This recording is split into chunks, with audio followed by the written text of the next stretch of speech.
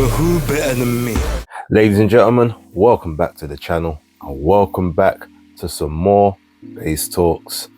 And as always, please like and subscribe, share with a friend, a colleague, a relative, an associate, an enemy, any and all in between.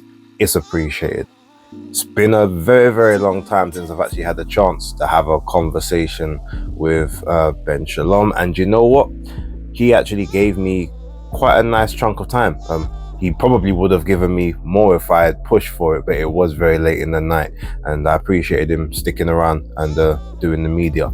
So just to let you guys know, I am not really interested in the talk of the day. So there wasn't any, Ben and Frank Warren and Ben and Fabio Wardley and stuff like that.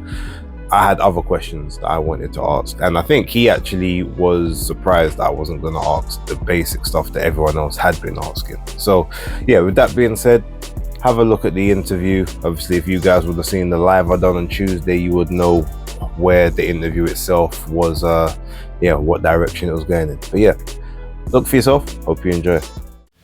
This is Base the Kid, the hardcore casual. Delighted to once again be joined by Ben SHALOM. Ben, first things first, big congratulations on the Rad Season Partnership. Just quickly, what does sort of that do for Boxer? How does that impact yourselves moving forward for 2025 and beyond? It's just huge news for us. I'm absolutely over the moon. I thank His Excellency and Rad Season, who have done phenomenal things in the sport. Just shows their commitment further to British boxing, but also shows they've managed to stay out of the politics. You've got Oscar doing his big show in November. You've got Eddie and Frank. You've got us, who'll support us on all our shows over here, and then allows us to open the lines and now start doing big shows there as well. So it's a fantastic partnership for us. I'm really grateful to them, and also proud of our team for working so hard to get ourselves in this position with the stable that we have. And one of your big shows, obviously tonight, Adam Azim versus Ahara Davis. Adam Azim with a nice 8th round knockout.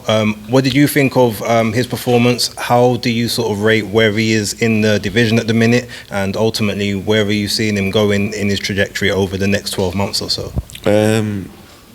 I thought it was absolutely superb performance. He deserves all the credit that he's getting. Fantastic performance. Mature feet, clinical, punch selection, shot selection. Never got really caught too much by a very dangerous Ahara Davis, very rangy.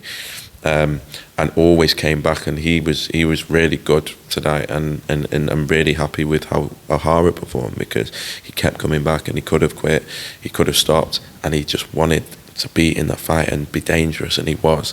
But Adam's just showed his level tonight, and as Ahara Davis said, for high praise, he says he's the best fighter he's ever been in with, and he's been in there with Josh Taylor, he's been in there with Jack Cottrell, he's been in there with Barroso, and he's a phenomenal talent, future multi-weight world champion for me, but we've got to keep his feet on the ground. But I was definitely a lot more nervous than him tonight.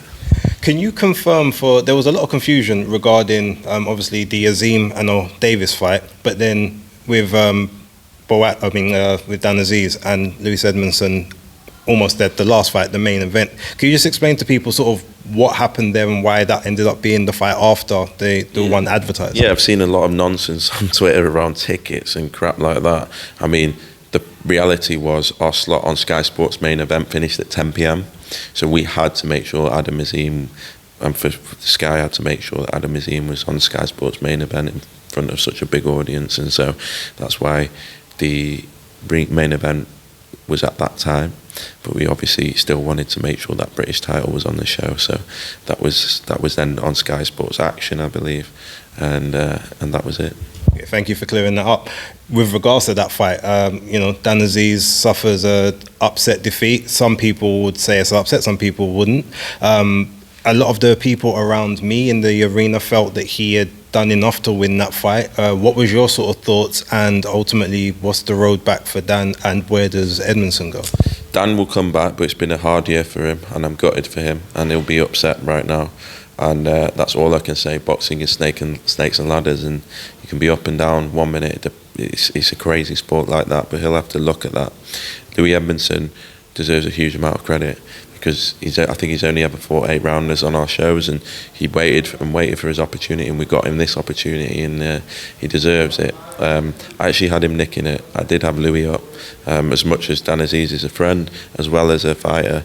I had Louis up, and I think he deserves it. I think it was a great performance, and yeah, I'm happy for him. Anthony Yarde was on the show.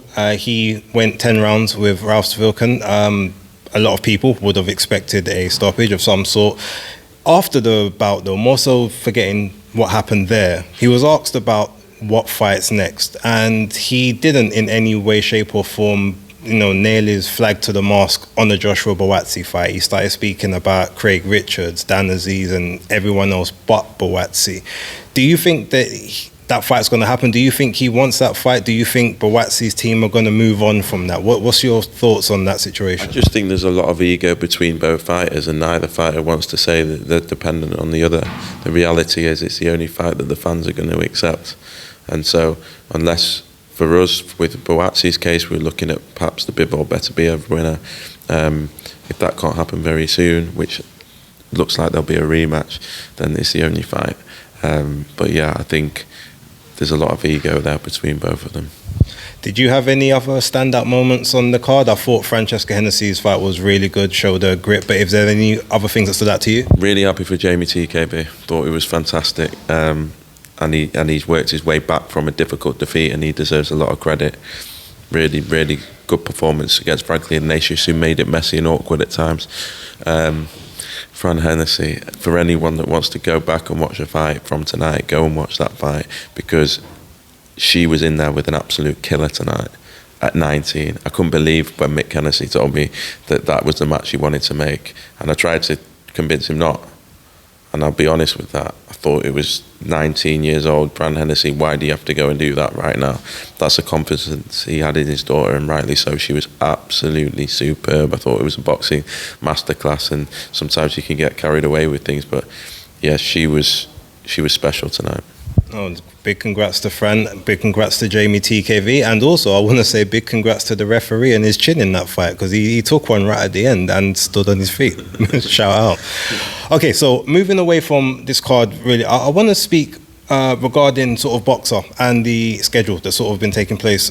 So I checked the other day, just out of interest. So in 2022, I believe you guys had 15 UK-based shows. Last year you had about 12. This year, so far, there's only been 7, with a possible one happening later on down the line.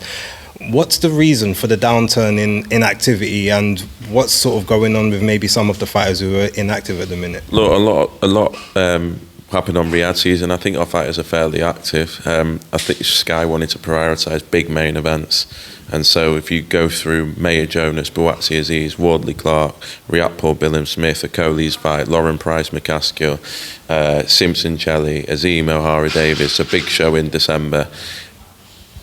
That was the priority this year, was to get some big audience numbers, big main events, and it's worked really well. And obviously the introduction in Rad Season and a lot of fighters going over there, Eubank, Whitaker, Wardley Clark, all were separate headline shows as well. That's the reason. I think next year we'll be looking at about 12 rather than being at 8 to 10. But it's to try and just improve the quality and focus on big performing events, and for Sky, that's what they want to focus on. Speaking of Lauren Price, she was last out in May. We haven't heard anything of whether she's going to be back out again. She'll be back in December. Okay, thank you for that. Hassan Azim, sorry, he hasn't fought since last year. Big injury, but he'll be back soon. So he is coming back shortly? I believe so, yeah. Okay, thank you very much for that. Caris Artinsall also hasn't been out since January. Caris had a personal thing, I believe, but I will see her in the next week or so to catch up with her. Lovely, thank you for that. Last one, with regards to the Ben Whitaker situation, a lot of people have had their say. You've come out and explained, obviously, he's had a foot injury from hitting the steps. Obviously, his previous sprain with the neck was obviously very testing times. With regards to him, a question I feel like hasn't necessarily been answered directly, so I just want you to give me what you think is a yes or no. When he's recovered, fully recovered, and is back fit, ready to fight. Will the Liam Cameron rematch be his next fight? Not sometime in the future. Will it be the next one? Depends on his recovery. That fight will happen. I believe it's probably the most likely. But right now, he was meant to fight in December. That's obviously had to be cancelled. And we have to wait on his rehab, and then hopefully we can get it early in the new year. And will Caroline Dubois be out in December as well? I believe so, yeah. Ben, thank you very much for your time. Cheers, thank you. So there you have it. Again, appreciate Ben Shalom coming on, giving his time and answering the questions, I guess, as honestly as he either can or as honestly as it seems like he would. You guys be the judge. How did you find it? Is there anything interesting in that particular dialogue that you took from it?